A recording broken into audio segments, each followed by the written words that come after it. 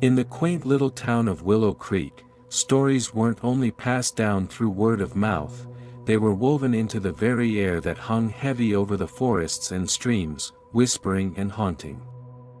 One such tale began in the middle of a sultry summer afternoon, as the sun cast a golden glow over Grandma Miriam's backyard. Grandma Miriam was known for her sternness, her silver hair pulled back in a tight bun that never seemed to waver. Her eyes, sharp and shrewd, missed nothing.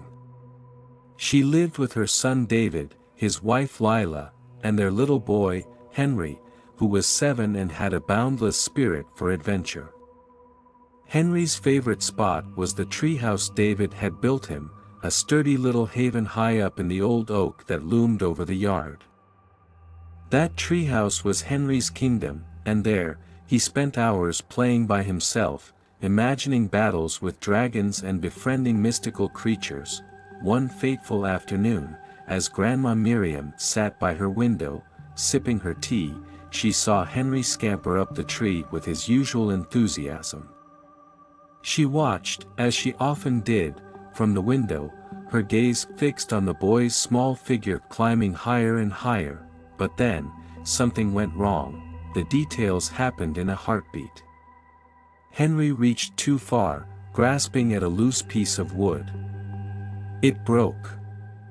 His body flailed in the air, and with a sickening thud, he landed on the ground below. Miriam's heart stopped, and in that moment, so did the world. From the house, Miriam could hear David and Lila stirring, their voices calling out as they made their way toward the backyard. The panic gripped her then, a terror so visceral that she did something unthinkable. She slid from her chair, let her teacup fall and shatter, and collapsed to the floor, still and motionless. When David and Lila burst into the room, they found her lying there, eyes shut, limbs sprawled. They dropped to their knees, panic seizing them as they frantically shook her, but she gave no response. In their fear, they didn't even notice Henry lying in the yard outside. They were overwhelmed, torn between the horror of losing her and the desperate need to call for help. An ambulance arrived within minutes. The medics rushed in, but Miriam still didn't respond, lying as though truly lifeless. David and Lila were too distraught to look for Henry. They believed he was still playing, oblivious to the terror indoors. But as they loaded Miriam into the ambulance, one of the paramedics looked out and noticed the small figure on the ground beneath the tree. His gasp echoed.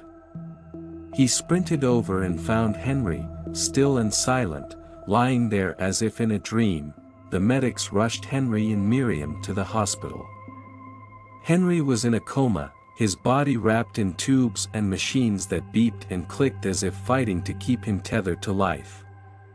Miriam, on the other hand, woke up the very moment they pulled into the hospital. She opened her eyes and gazed around, feigning confusion, her voice hoarse as she pretended to remember nothing. The family gathered around the boy's hospital bed, taking turns holding vigil while Miriam sat in a quiet corner, her eyes never leaving Henry. She was silent, refusing to explain what had happened or why she had collapsed, but there was a look in her eye, a haunted look, filled with something far beyond fear. The family pressed her, desperate for any information about that horrible moment, but Miriam stayed mute, her lips pressed together. Days turned into weeks, and Henry remained in his deep sleep.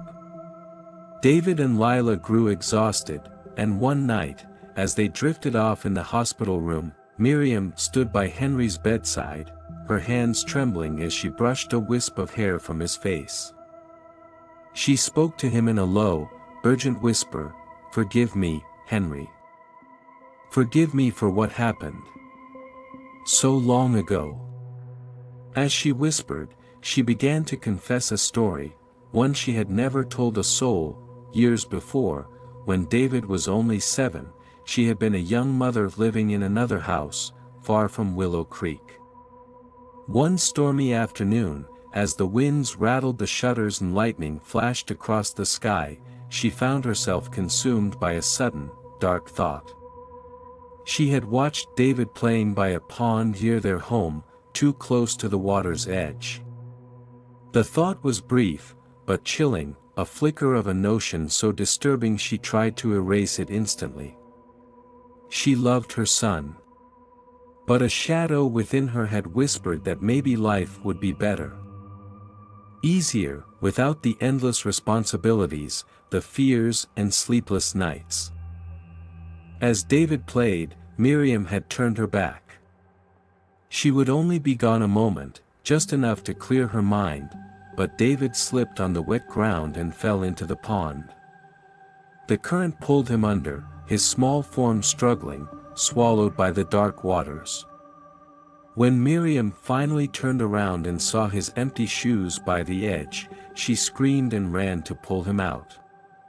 But something shifted inside her that day. She felt herself haunted, forever cursed by that brief moment of darkness. She had tried to be the best mother she could after that, but the guilt never left her. Now, with Henry lying still in the hospital bed, Miriam knew her secret had caught up to her. The curse she believed she carried had fallen on her grandson. As she whispered to Henry, she broke down, sobbing. The doctors and nurses passing by thought it was simply the sorrow of a loving grandmother. But in her heart, she knew she was begging Henry to wake up, not only for his sake but to give her a chance to undo the curse she believed she had brought upon him. Days later, as dawn broke over the hospital, Henry's fingers twitched. His eyes fluttered open, and he looked up to see his mother and father hovering over him, their tear-streaked faces alight with hope and relief. Henry was weak but awake, as if he had traveled back from another realm, bringing with him the forgiveness Miriam had silently begged for, but Miriam knew it wasn't over. That night, she returned to her home alone and entered the room where she had collapsed. She sat by the shattered teacup, tracing her fingers over its jagged edges. She closed her eyes and spoke aloud, as if to someone invisible, "I've paid my price. My family is free." From that day, Miriam seemed to change. She softened, her edges less sharp, her eyes a little less haunted. The family never found out what had really happened that day Henry fell, and Miriam never spoke of her old secret again. But the family felt the shift.